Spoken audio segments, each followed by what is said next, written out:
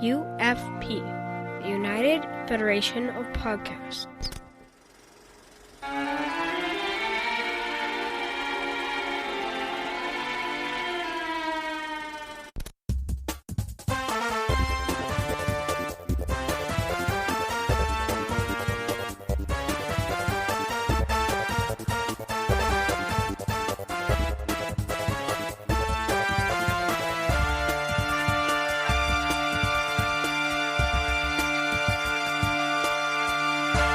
Welcome to Franchise Fatigue, where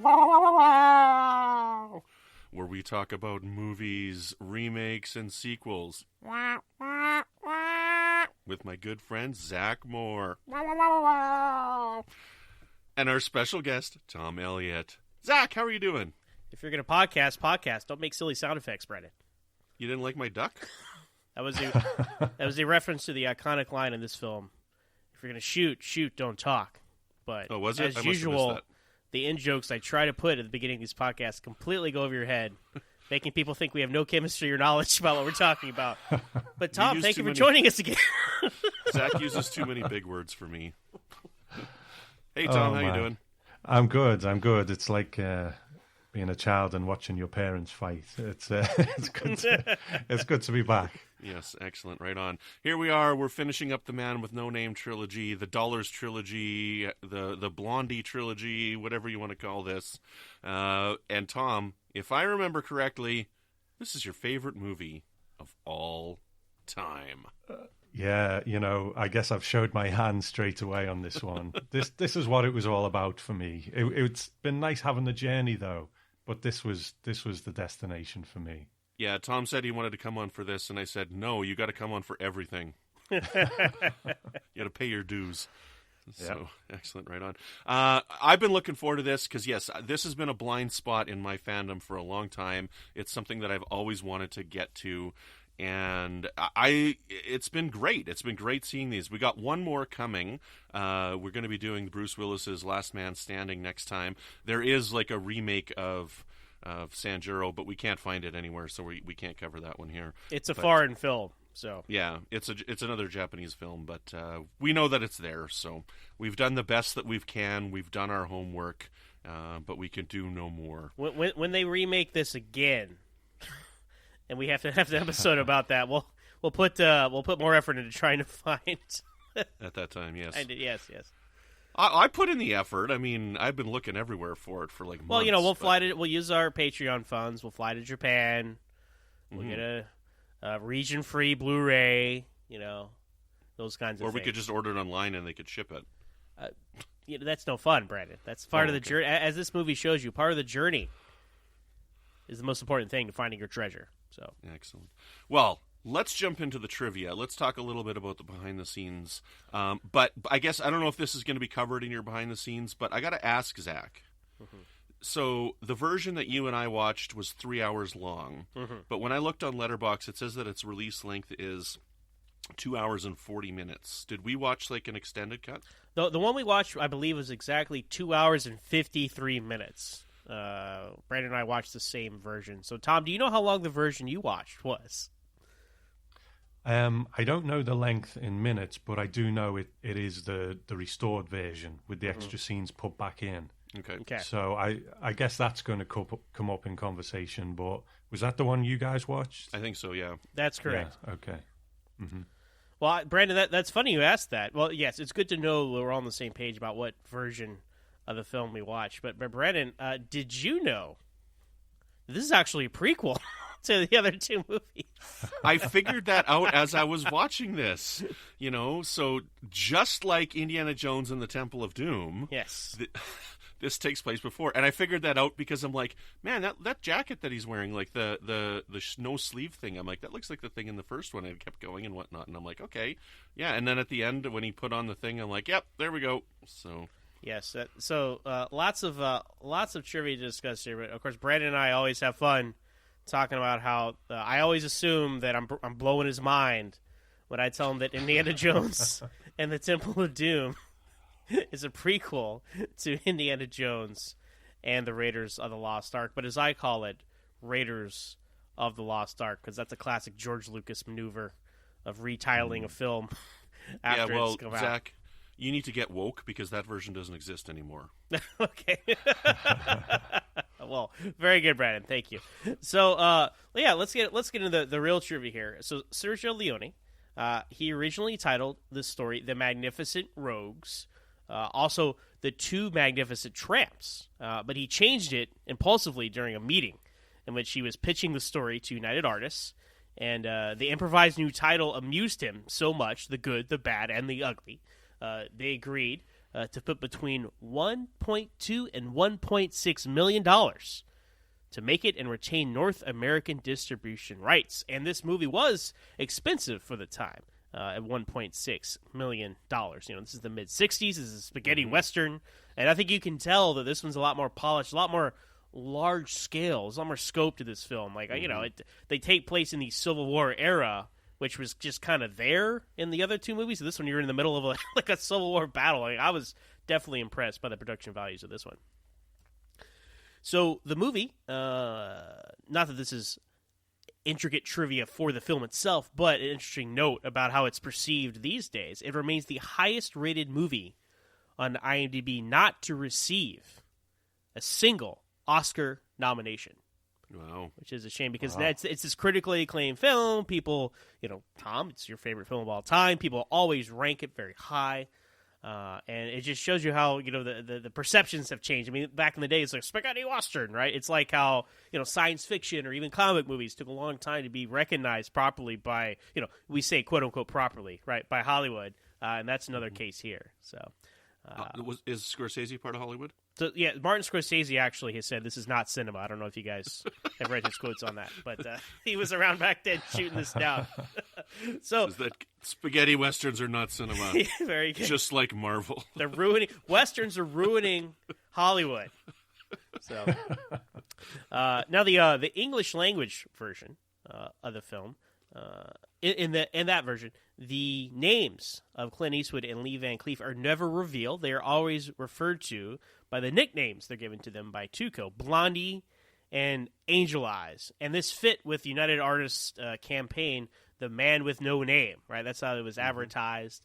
There's actually a lot, later in the film, there's actually some talk about like how names don't matter and the unknown grave and all. So I think, on a meta level, you can kind of like this of all the movies, this fits The Man with No Name because finally Clint Eastwood doesn't have a name. Like I was criticizing the last two movies, where like he has multiple names, and even earlier in the movie when Lee Van Cleef's character was looking for a Jackson, and then Bill Cunningham.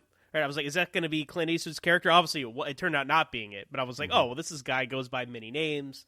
Maybe it's him. But no, he truly had no name in this episode. It's in this film. In this episode entry of the franchise. So, as I said, this is a prequel to A Fistful of Dollars and A Few Dollars More. And it's set during the Civil War, while the other two are set afterward. So it's kind of subtle. You could watch this one in a vacuum, and as I mentioned in Indiana Jones, there is some sense of continuity, but they're all kind of episodic in their own way. So you really could watch them in any order, if not for the visual continuity, because towards the end of this movie, that is when Blondie, Clint Eastwood, acquires his trademark poncho. I know when I saw the poncho, I was like, the poncho, it's back. It's like seeing Darth Vader at the end of Star Wars Episode 3. It's like, yes, I know what that is, right?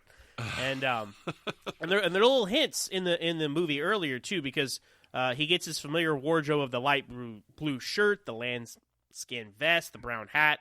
Those were given to him by Angel Eyes when he was being set free from the prisoner of war camp. So you don't really realize it at the time because it looks like, it's generic cowboy outfit, right? But especially when the poncho shows up.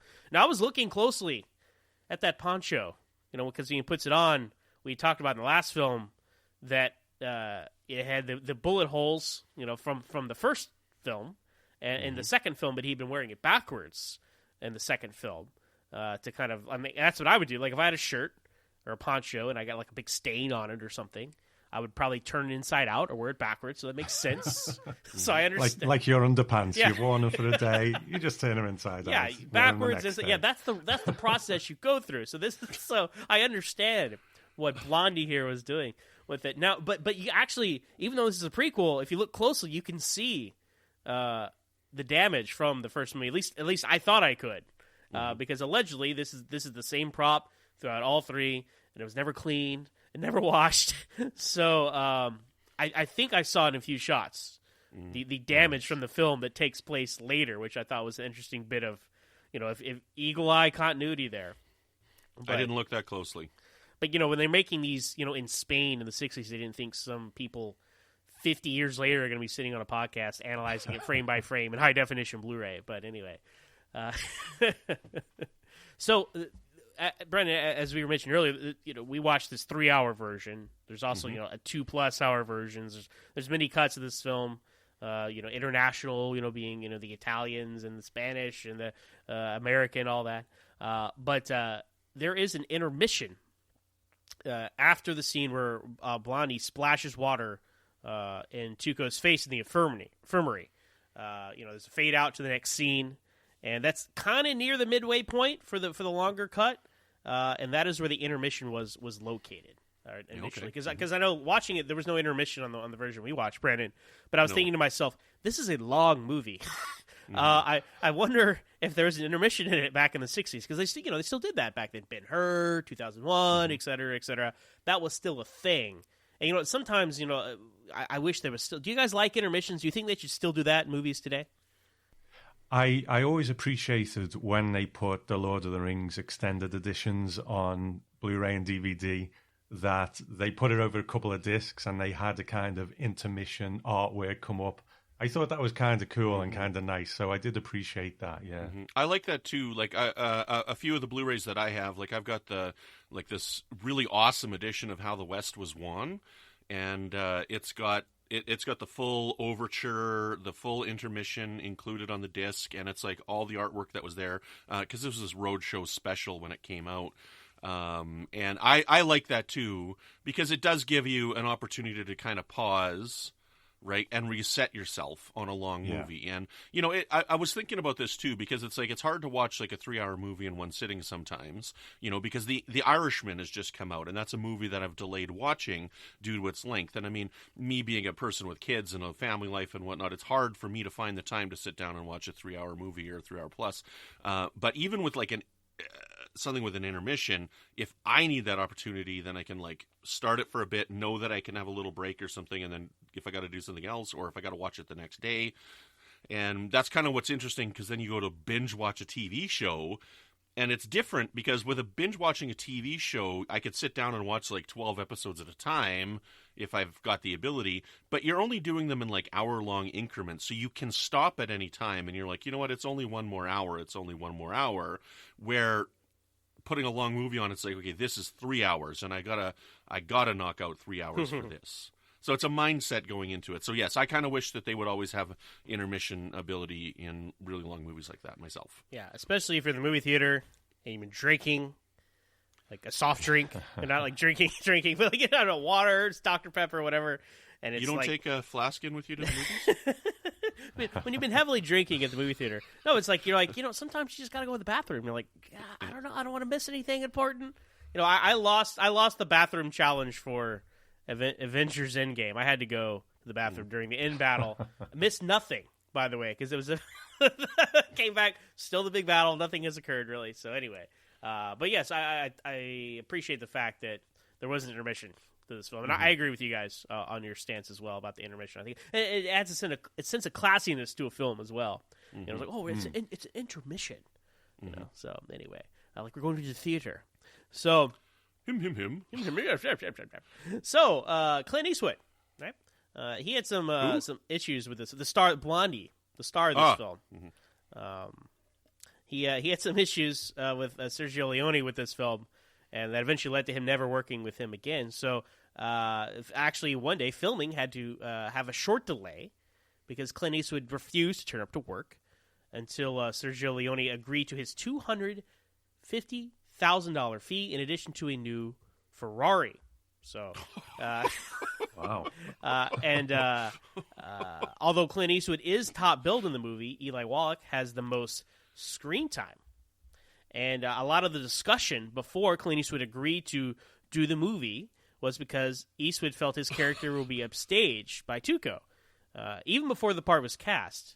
And he said I'll do it this way. He said, in the first movie, I was just about to